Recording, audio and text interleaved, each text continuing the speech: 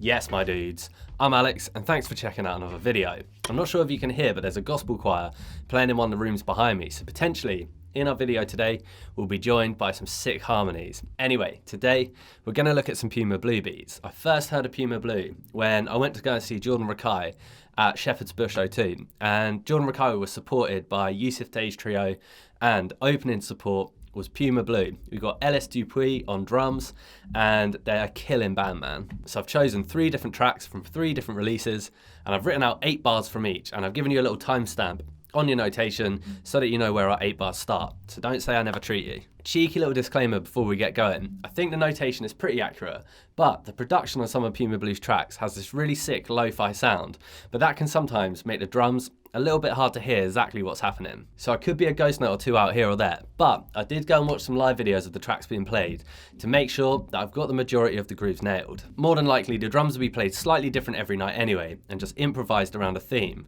But the notation that I've given you will for sure give you a place to jump off from. Let's get things started with She's Just a Phase. She's Just a Phase is a slow little groover that you can play with a laid back, swung feel. I've notated one of the choruses, and we're going to be playing 8th notes up on the ride cymbal, our backbeat on 2 and 4, and for the most part it's just 16th note phrasing between our bass drum and our snare drum. Something super important here is that we follow where the guitar plays the next chord on the and of 4, rather than the standard placement of beat 1 of the bar.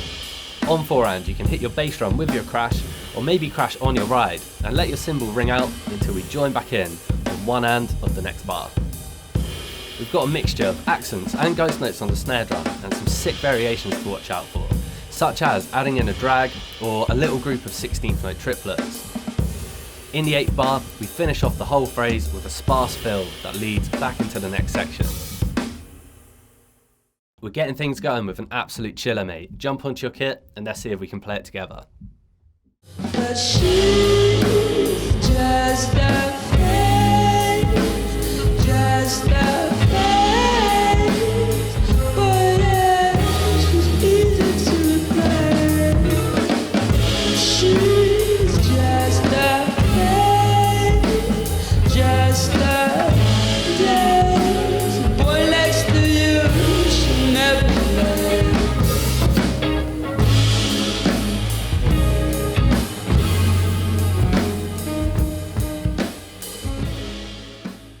The next tune we're going to look at is Bruise, my favourite track from the album Blood Loss. It's a lot faster with a lot more going on. We're going to stick some 8th notes up on the hi-hat, our snare drum on 2 and 4, and our bass drum pattern tends to be one of 3 options: the downbeat and the of the beat, the downbeat and the and of the beat, or just the and of the beat. Where it gets tricky is that there doesn't seem to be an exact order of those bass drum placements every time. So if I was going to guess, I'd probably say that it was improvised in the studio and it's played a little bit different every time. The same can be said for where we open our hi-hat, although we do tend to open it with a bass drum played on an offbeat. The last thing to do now is just fill in the missing 16th notes with ghost notes to help drive the groove forward. I've written out 8 bars to get you going, and then a continue similar cymbal where I'm going to pass over the baton to you, my dudes, to come up with a variation of your own.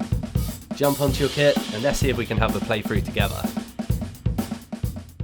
Won't you stay now? I'm just trying to make you see.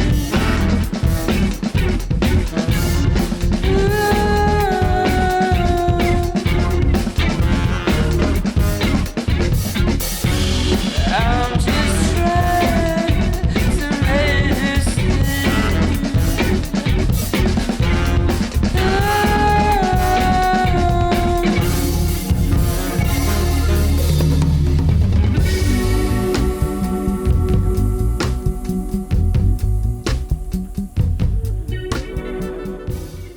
And finally, it'd be mad for us not to look at the shuffle at the end of Moon Underwater.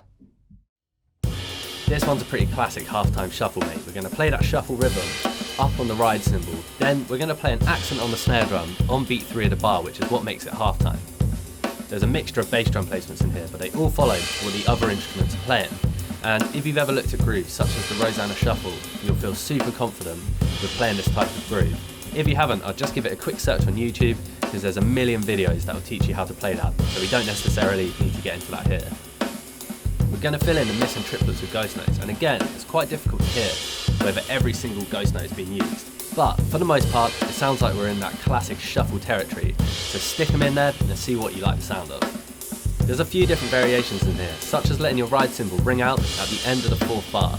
There's also the odd little crash in here, which helps to accent what's happening in the chord progression. One of the most important things in a halftime shuffle is just getting that control in your left hand so that you feel confident to play a mixture of accents and ghost notes on the snare drum. If you're feeling good, jump onto your kit and let's give it a go together. Sexy little thing.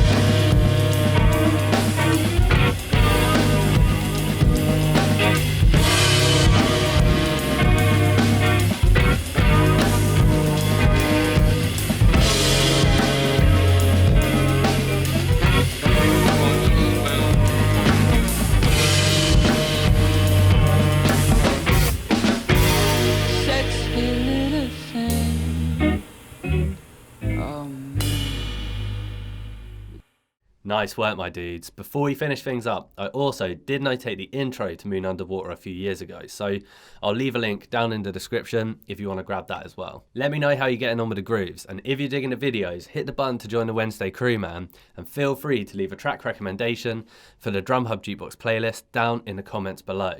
I'll see you next week.